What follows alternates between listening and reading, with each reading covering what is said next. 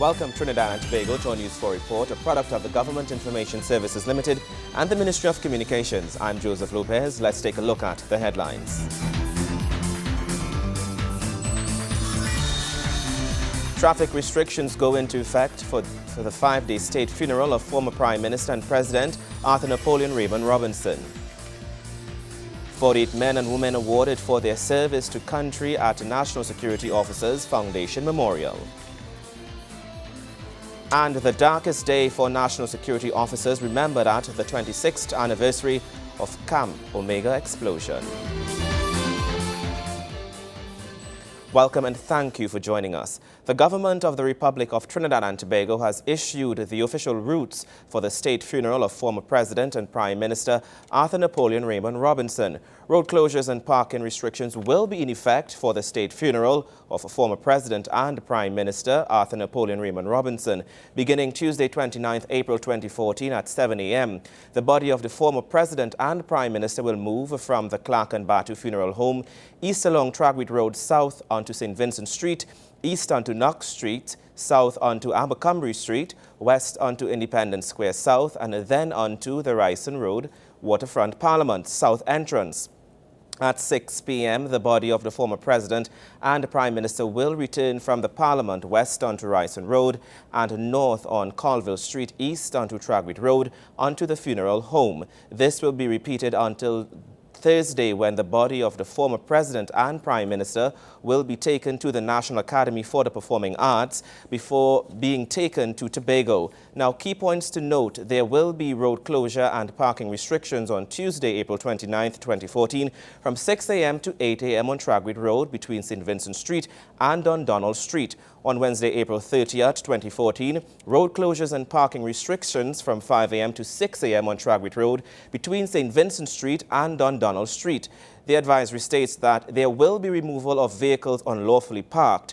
Drivers are asked to comply with the directions given by the police officers and traffic wardens who will be on duty.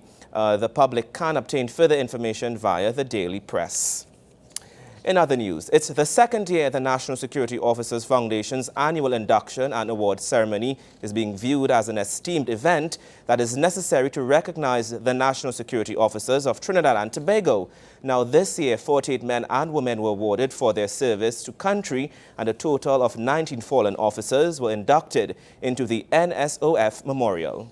Trinidad and Tobago is undoubtedly a country worth defending, and there are thousands of men and women among us who understand this and have decided to not only go beyond the call of duty, but give service to the protection of citizens of Trinidad and Tobago. The National Security Ministry and the National Security Officers Foundation have used National Security Officers Appreciation Day 2014 to recognize the contributions of brave men and women among us who continue to be there in times of need and go beyond that call of duty. On this day, April 26th, which has been mandated by the government of Trinidad and Tobago to be celebrated as a National Security Officers Day of Appreciation, we take time out to remember those national security officers who have fallen in the line of duty, taking cognizance of their sacrifice in the service of their country and applauding the courage that their families have had to show in carrying on without their loved ones. On this occasion, we also take the time to honor officers who are still serving Trinidad and Tobago with dedication and indeed with exemplary service. Officers who, having been recommended by the agencies and who have provided the examples of high work ethic and commitment that will no longer go unnoticed or unappreciated by the nation because of the Ministry of National Security's National Security Officers Foundation. The National Security Officers Foundation's annual induction and award ceremony took place on Saturday at the National Academy for the Performing Arts. 48 national security officers were awarded from among the categories of heroism, valor, excellence, merit, dedication and devotion, outstanding performance, and special achievements. These men and women are said to have consistently performed well in their duties, assisted in the successful conclusion of criminal matters, and even put their lives at risk to ensure the safety and protection of citizens. You are prepared daily to make that ultimate sacrifice to allow each and every citizen of this country who you may not know to be provided with their most fundamental right, and that is the right to live. No other right is more important, but you are willing to give up your fundamental right to ensure that theirs is not lost on a daily basis. It is indeed a pity that members of the Defense Force and Protective Services do not get that respect that they deserve, as we have seen in many other countries. I cringe when I hear people make this statement about the need for the justification of certain arms of the Ministry of National Security in times of peace. Apart from the various tasks that you perform daily in a heroic manner on most occasions, it is also a fact that by your mere presence and existence, we remain in times of peace. Because be assured that the day that you are no longer there would be no time of peace. Fallen national security officers were also inducted into the National Security Officers Memorial at the function. The men and women were recognized for the service to their country and people that they provided, having died in the line of duty. 15 officers who died between 1990 and 2000 and 4 officers who died in 2013 were inducted, with their family members receiving the Medals of Honor in their name. It is in solemn reverence I take the opportunity to recognize the officers who were inducted into the memorial today. It is truly unfortunate that this must be a posthumous award, but I can say to you, family members, friends, loved ones, and colleagues, their sacrifice and service to this country is noted. Our men and women who died in the line of duty are indeed national heroes, and we must cherish opportunities like today where we can show appreciation for their service to this nation. The Honourable Minister stated his intention to bring hard facts to the fore, which would show the nation that it should be proud of having such dynamic and professional services which are provided by the national security officers who have never turned their backs against adhering to their role and functions and obligation to the citizens of the country. Nikolai Edwards, News 4. This year marks 26 years since a massive explosion claimed the lives of 6 national security officers at Camp Omega, Chaguaramas. A special memorial ceremony was held in their honor, which was attended by family members of the fallen men, along with persons who had the honor of working alongside them. 26 years ago, on April 26, 1998, a brush fire in the vicinity of Camp Omega, Chaguaramas, quickly spread to the nearby Camp Omega Arms and Ammunition bunker, resulting in a horrific explosion. 4 firefighters and 2 soldiers perished while valiantly attempting to bring the situation under control. Several other national security officers suffered injuries as a result of the explosion. This explosion was so catastrophic that it was recorded on the Richter scale, and parts of the bunker were found hundreds of meters away from ground zero. The day became the darkest day for the national security officers, as it marked the single most tragic event to date. Each year on the anniversary of the incident, the fallen officers are remembered and a special ceremony is held at Camp Ogden. News 4 spoke to National Security Minister, Senator the Honourable Gary Griffith, who noted the relevance of the memorial. That shows the importance for us to remember when we have a situation like that. It was just about over 25 years ago, but it was important for us to understand that when you have situations like that, it is a sad occasion, but it's something that we must remember and remember to. That was just a few days before I was about to join the Defense Force. In fact, they were actually preparing that camp for me to go into training before I went off to Sandhurst, and that could have been me in there. It was just about a couple of days after that I was going to be enlisted into that and go in that same camp to train. So it could, at any time, it could be you. And I think it is important that we always pay tribute and we recognize those our comrades in national security who have fallen in the line of duty. And the Camp Omega was one. And just like Remembrance Day, which is done worldwide, I think it is important that we have things like this to have the family and friends be recognized, and we pay tribute to them, and we salute our fallen comrades, and also always pay respect and look up to those persons who every single day they put their lives on the line to provide us with that right to safety and security. The ceremony, which took place on Saturday, celebrated the lives of fallen servicemen Lieutenant Gerald Walden and Lance Corporal Nizam Ali of the Trinidad and Tobago Regiment, and Fire Station Officer Louis Jordan, Firefighter Kenny Legerwood, Firefighter Earl Moore, and Auxiliary Firefighter Hadeo Nagaya.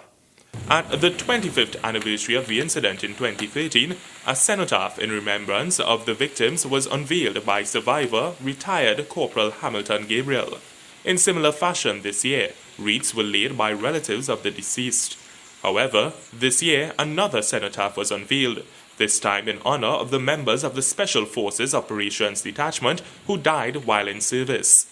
In honor of the 6 victims of the Camp Omega explosion, the government of the Republic of Trinidad and Tobago dedicated April 26th as National Security Officers' Day of Appreciation, which would be celebrated each year.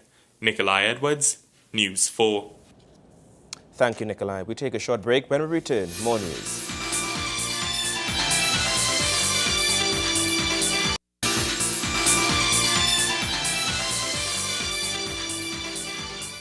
Welcome back. Works and Infrastructure Minister Dr. Suraj Ratan Rambajan says government has intentions to amend the current Engineers Act regarding the registration of engineers with its regulatory board in order to practice. Now, this comes as the minister was responding to a motion laid in the lower house on Friday. Regulating members of the engineering fraternity here in Trinidad and Tobago was raised in the lower house as a motion of adjournment. In response to the matter, Works and Infrastructure Minister Dr. Suraj Ratan Rambajan says while there is a current act for the regulation of the sector, it does not stipulate registration of engineers as mandatory. He says as a result, government will seek to make amendments to the existing legislation as a means of including current issues that affect this profession. The need for government to take steps to make the registration of engineers compulsory for the practice of engineering and of the provision of engineering services in Trinidad and Tobago. While the Engineering Act was only laid in 1934, it only came into enactment in 1985, shortly after the Board of Engineers came into existence. Minister Rambajan explained that a current Board of Engineers ensures registration for persons entering the field. He adds that a draft policy proposes to ensure international best practices are maintained. The draft policy, therefore, that I was speaking about, notes that providing for the mandatory registration for all engineers wishing to practice in Trinidad and Tobago is in keeping with international norms and standards. And Mr. Speaker, if that is done, it will strike a balance between an engineer's responsibility to deliver professional services diligently and ethically, and a client's rights to seek redress through the Board of Engineering in instances of misconduct or professional malpractice. He says this will ensure persons hired in Trinidad and Tobago conform to standards, which will in essence prevent malpractices from occurring within the engineering fraternity and major disasters from occurring. The Ministry of Works and Infrastructure continues to work closely with the Board of Engineering of Trinidad and Tobago with respect to the finalization of this policy document, which inter alia is seeking to treat with the issue of mandatory registration of engineers in Trinidad and Tobago. And of course, as we said, other related issues concerning the provision of engineering services. Kimberly Calawan, News 4. The government stands ready to assist and accommodate residents affected by the 2013 Labre oil spill. This is according to Dr. the Honorable Rudal Munilal, Minister of Housing and Urban Development. Now, Minister Munilal made the statement in response to question number 93 on the order paper in the lower house, which specifically asks that the minister state the reasons for the delay in relocating the affected oil spill victims.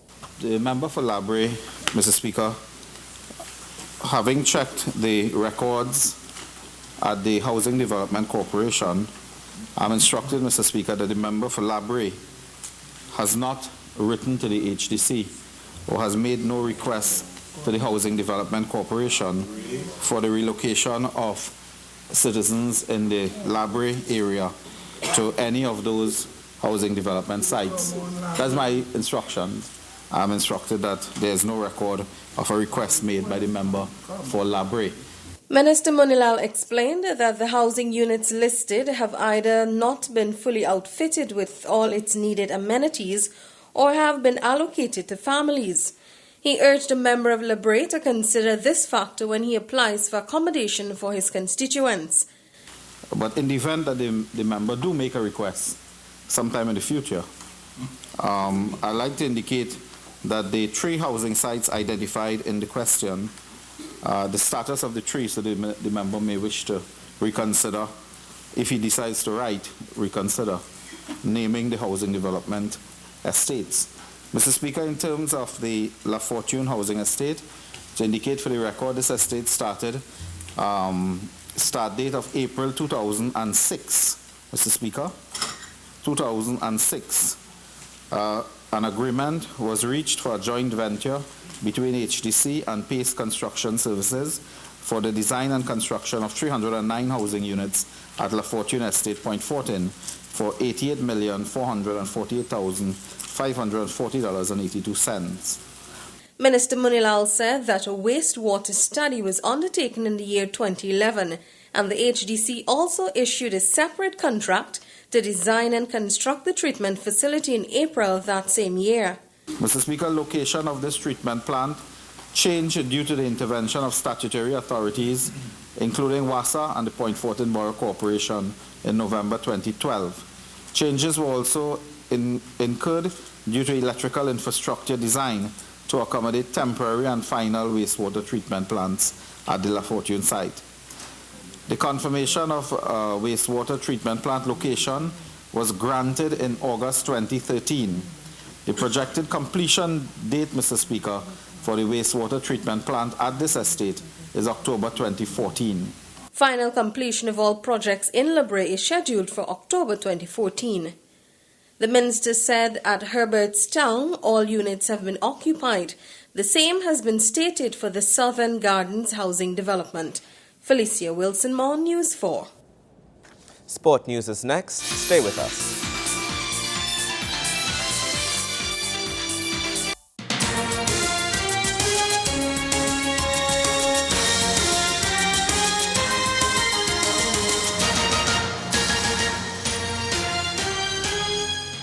Welcome back. The final of the Lucozade Sport Gold Shield was an exciting affair contested on Friday between Central FC and W Connection, with the Sharks defeating the Seven Otter Boys 2-1. Following the match, Wayne Cunningham spoke to the coaches about the game and what's ahead. The Couva football rivalry came to a head last Friday, but it was Central FC beating W Connection by 2-1 in the Lucozade Sport Gold Shield of the TT Pro League.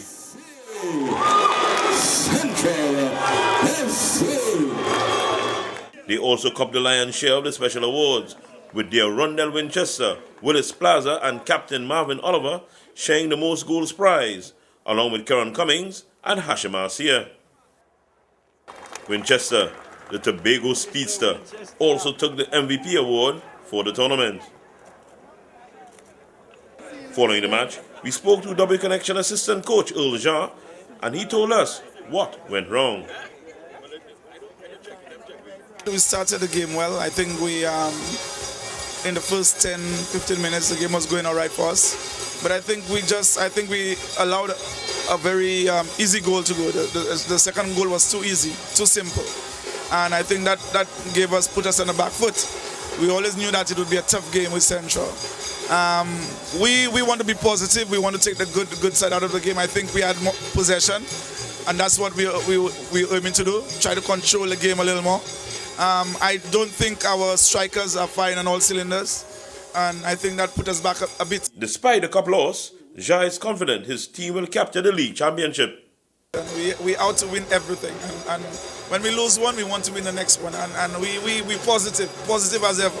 Our club is based on a spiritual, being. We believe we had that spirituality in us, and we always had that confidence that we could win our next game. We lost this game, it takes out nothing. The dressing room, we will have them positive and ready to go. We have 3 games and 3 finals, and we want to win all, and we want to win the league, and that's the most important thing right now. The league now looks a race between W and the Defence Force, but that did not take away the joy felt by Central coach Terry Fenwick on taking the Gold Shield.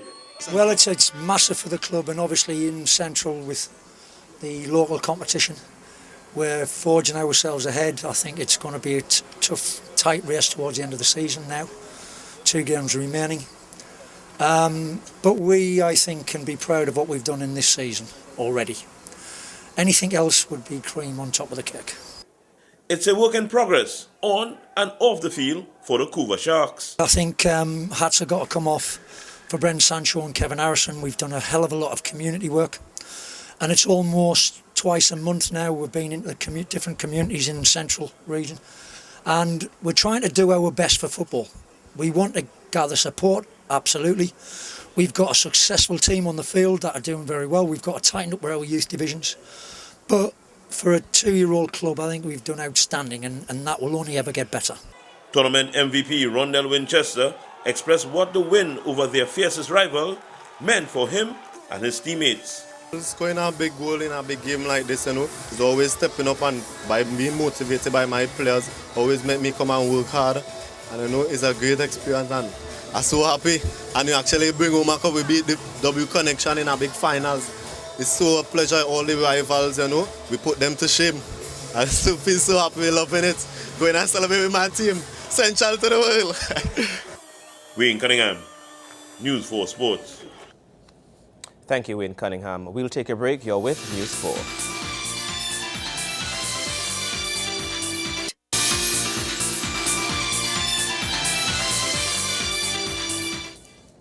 Thank you for staying with us. From Sangre Grande to Mayaru, Port of Spain to San Fernando, from Chaguanas to Point Fortin and across all parishes of Trinidad and Tobago, a survey on living conditions among households in the country is expected to commence between the months of May to June 2014. Now, this survey, News 4 understands, aims to paint a picture of living standards experienced by citizens on the Twin Island Republic.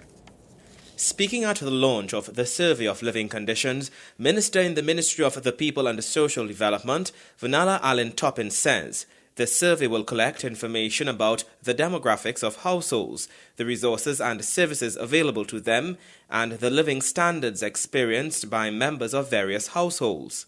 The survey is being led by the Ministry of Planning and Sustainable Development and the Ministry of the People and Social Development. The survey was last conducted in 2005, and it gave us a clear sense of our country and how our country was faring. It identified pockets of poverty, areas where resources were not sufficiently accessible to citizens, and the kinds of responses needed for the government to address critical issues affecting households and communities across the country. You may ask why a survey of living conditions should be created.